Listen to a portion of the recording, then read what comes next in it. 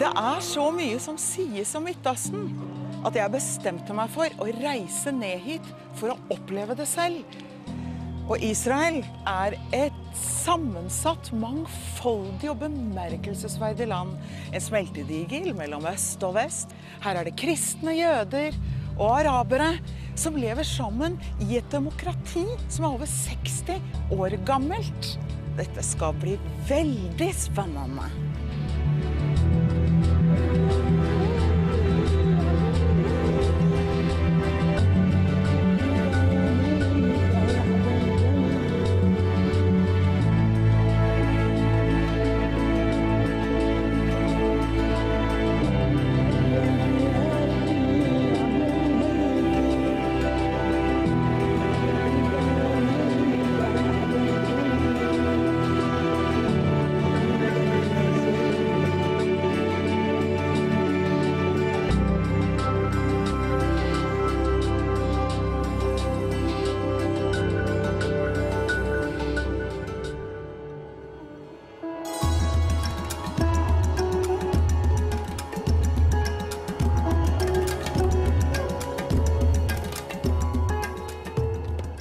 Det spesielle med Israel at du finner verdenskjente professorer, forfattere og skuespillere i en radius på bare noen få mil. Vi skal snakke med en kjent Midtøsten-ekspert som født i Marokko og har skrevet en rekke bøker om ekstremisme og det vi kaller selvmordsbombing. Noen vil ha det til at islam bare ekstremisme, men det stemmer lite med virkeligheten. Vestlig media viser ofte ikke nyansene og de betydelige protestene innad i islam mot radikaliseringen. Og jeg vil forsøke å få professoren til å forklare hvorfor terrorhandlinger nå rammer Europa, og ikke lenger kun Israel og Midtøsten. Hva skal vi gjøre med de store etniske spenningene som tilspisser seg i Europa? For 15 years, you have spoken about the challenges that will come with Muslim immigration to Europe. Is there a certain naivety in the Western way of thinking in which we tend to believe that everybody wants to become like us?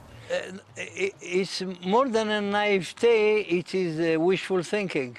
So we have here two different mentalities, two different consciousnesses that are growing in the same society. We have two cultures, so it's not multiculturalism, it's anti-culturalism. The people who don't understand the basic values of Europe that have developed in Christianity within the last 2,000 years. So they come in the last 50 years and they want to reverse everything. And if you don't dare to reverse it, or if you resist the reversal, you are a racist because you don't accept ours. So it's a certain way of thinking that Europeans simply do not understand. And I have to add to this one very crucial point. You know that there are more Muslims going to the mosques in London, Amsterdam, and Lille in France every Friday than Christians do to churches on Sundays. Already that situation. And you know, because to be religious has become a sin, it's not fashionable anymore, young people don't care about church or going, they lost the cause of life, they lost the purpose of life. And that's the reason also why the Europeans don't rear children. They make one child per family. Even Spain and Italy, which are Catholic, which used to have the highest birth rate in Europe, now have 1.5 or 1.6, which means that they cannot even maintain the same level of population, and they are shrinking. You shrink, you don't have many children when you don't think that life is worth living. Or is worth fighting for. They say, in jest, of course, that if a European family wants to have a child, it's only in order for the dog or the cat to have somebody to play with. And that's very sad. The hope in multicultural Europe has been that as Muslim minorities stay in the country for the second and the third generation, the European culture will permeate into their being, and one would not have the situation that one sees today, that precisely second and third generation rejoin the jihadi groups and also cause a lot of trouble at home. Why hasn't the change come about?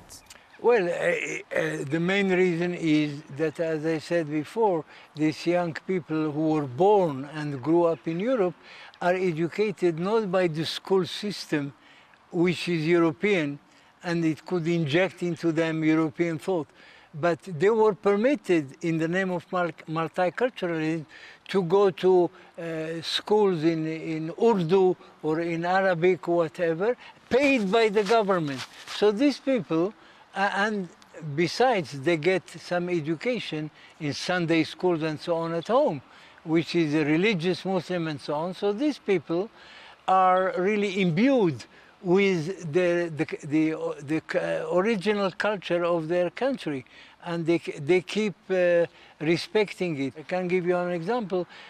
During my field work, I was in Sweden to write this book, and they have every Sunday a market, open market. So I went to the market. There were Arabs from North Africa. I talked to them Arabic. They were delighted. We talked and so on. And they said, how are you happy here? They said, it's fantastic. Sweden gives us all the facilities, homes and social welfare and food and jobs and blah. I said, great.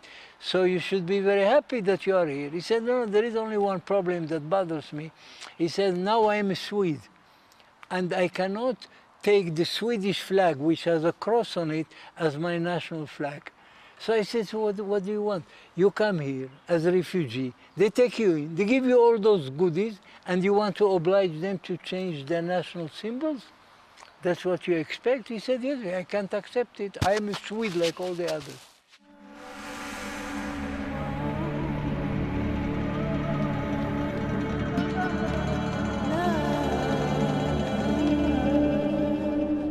Jeg tenker på det han sier, og på effekten av masseinnvandring. I ekstremliberale Europa føder vi nesten ikke barn lenger. Abort er sterkt anbefalt, og færre lever i forpliktende parforhold.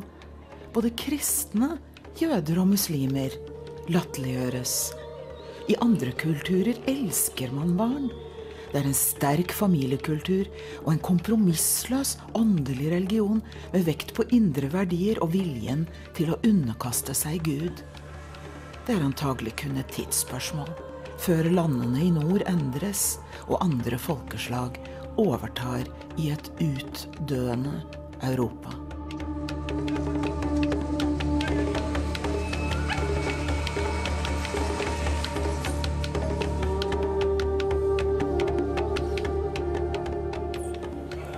Dette er Koranen, muslimenes hellige bok. Det er i dag 1,2 milliarder muslimer i verden. Og dette er boken der de leser og finner gode råd for hvordan leve sammen for å få et godt liv.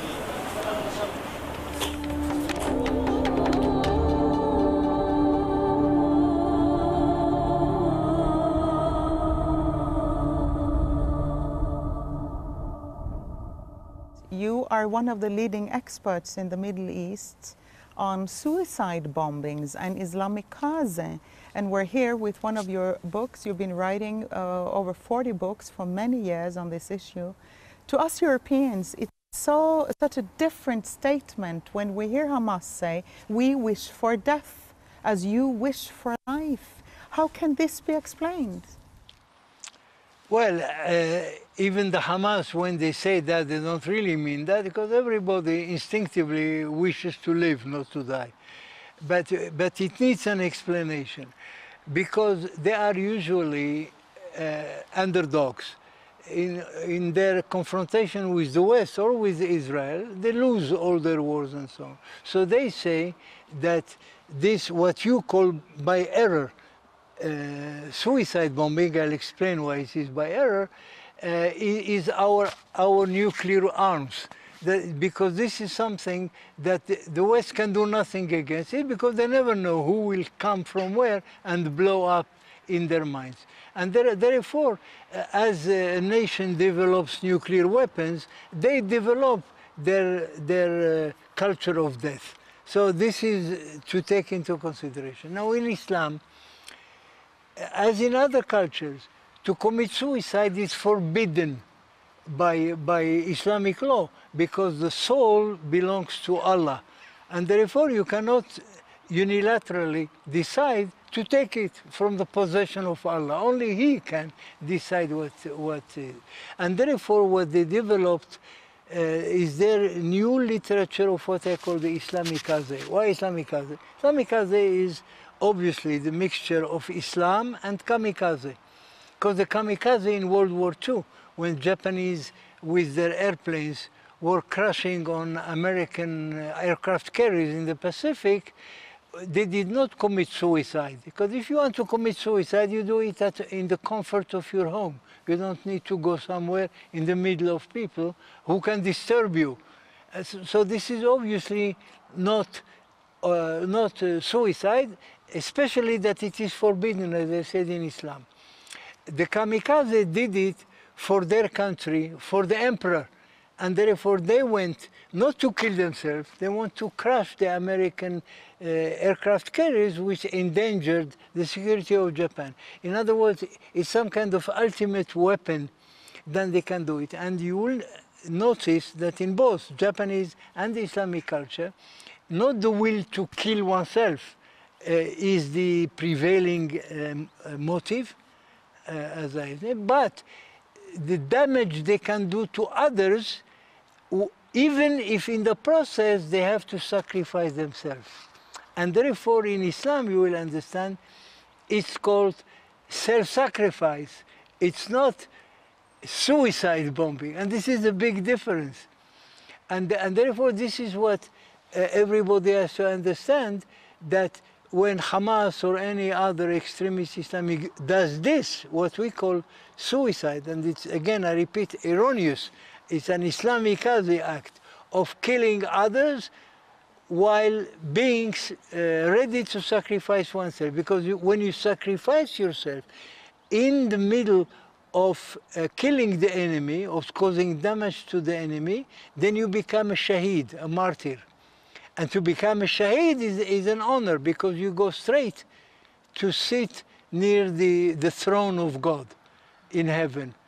Martyr, direct. And therefore they say, in that regard, you see what it means. We hate life and we want death. Because what do they have in life? Most of them are poor, backward, with disease and hunger and dictatorial governments they live under. So there is no great fun to live in this world. But if they are a shaheed, they take the shortcut to heaven directly. So why sit here and suffer? If you can, by doing an act, you push a button and you go straight to paradise with the 72 virgins and to live happily ever after. So this life is miserable and therefore we hate it.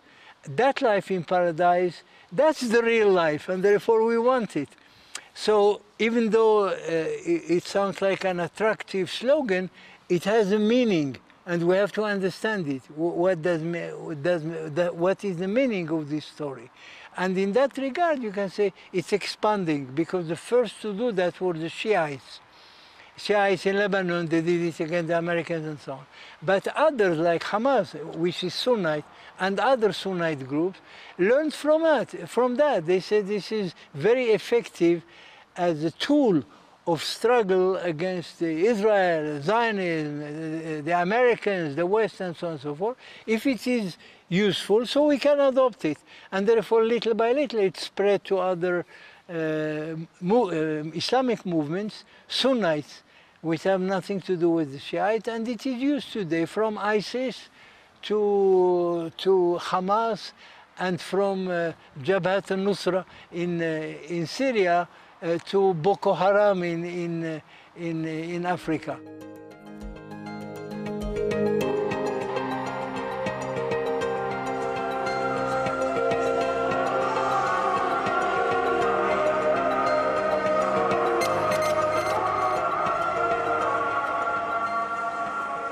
Islam for meg noe helt annet enn ekstremisme. Men vestlig media mangler nyansene.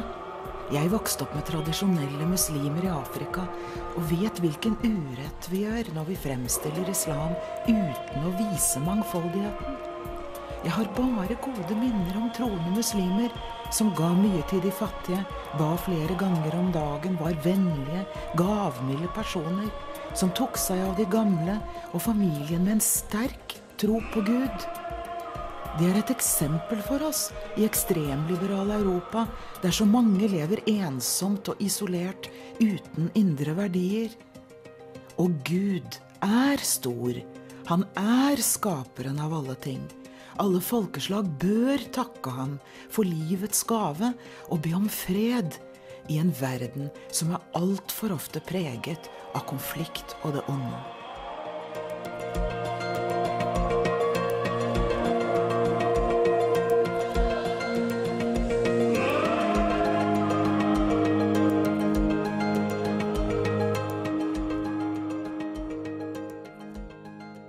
Where do you think the jihadi culture is going in the Middle East, and how do you see the future regarding this? Well, look, the push to jihadism, to Islam, was influenced by two major events. We have to remember that in the 60s and 70s. 60s, the big defeat they had in 1967 in the war with Israel, where the entire Islamic world combined against this little state, and they were beaten like they were never in Islamic history.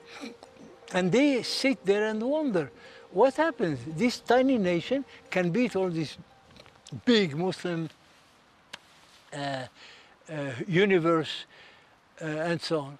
And they convened, even in Cairo, they had a conference on that in 1968, a year later, and their scholars came to the conclusion Islam was glorious and expansive and all that, when we were very loyal to the rules of Islam in the beginning. But as time went, the West, of course, there is somebody else always to blame, not themselves. The West occupied us, introduces wrong Western values. They call that Westoxication, West intoxication together. They corrupted our youth. We lose, and this is the result, that even this miserable little nation like Israel we cannot overcome. And that caused a tremendous return to Islam in all the Islamic world. If we should, and you had groups of Muslims coming up and so on and so forth. This is one thing. And the other thing is the fall of the Soviet Union. And this fall of the Soviet Union, beginning from 1989 and on, 1990s, from their point of view was caused by two things. One, communism which is anti-God, and therefore it was dismissed. And when this big superpower went down, and other communist nations, then communism all over the world, including in the Arab countries where there were communists, in Israel, the biggest Arab party was the Communist Party. Suddenly there became a vacuum. This big power went, then what do you do instead? And that was exactly the vacuum that Islam found and came in. Oh, you see, don't trust this big power, don't trust nationalism, ruled by dictators in all Islamic countries. We have Islam, which wants to bring back the caliphate, to unite all Muslims and so on. So it sounds promising. Thinking about Europeans and how we 60 to 70 years ago took to war and removed the groups we didn't like at the time, how do you see the chances of civil wars coming in Europe due to the problems of the different cultures migrating to Europe? Well, I'll tell you, Marine Le Pen in France is heading towards direction. And all these right-wing parties growing in the Netherlands, in Belgium, in Germany, I think, will bring about a course of collision, because as the masses of these Muslim migrants become more numerous, and they are becoming numerous by the day, they pose a growing danger to these native Europeans who started to see the danger But so far, they were helpless. They couldn't do anything. Now, with the lead of those right-wing parties, which are winning elections and growing in every election, then they will perhaps finally say, if we don't expel them from here, we are stuck forever with them, and therefore that course of collision might very well create things that I don't know if civil war, but certainly violence. How do you see the future in Europe? Well, I have something good and something bad to say. The something bad is, of course, it does not augur well for the demographic situation in Europe. And more than that, I think that after World War II, Europe has lost its will to live and to fight for its ideas and so on. So they always borrow the easiest way to get out of a difficult situation. The European population has been doing demographically very badly. That's the bad side.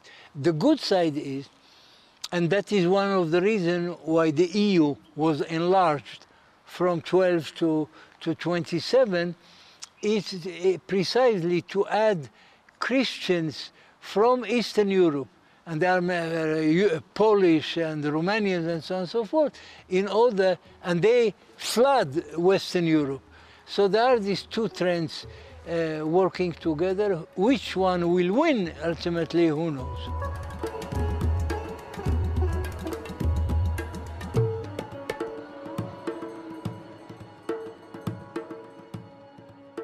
What we're seeing today with the rise in ISIS, the rise in other jihadi terrorist organizations, Hezbollah, Hamas, Islamic Jihad, the Al-Nusra Front, and so on. This radical Islamist jihadi ideology is in the 21st century what communism and fascism was in the 20th century. It is an ideology. It is not a religion. It is not the religion of Islam.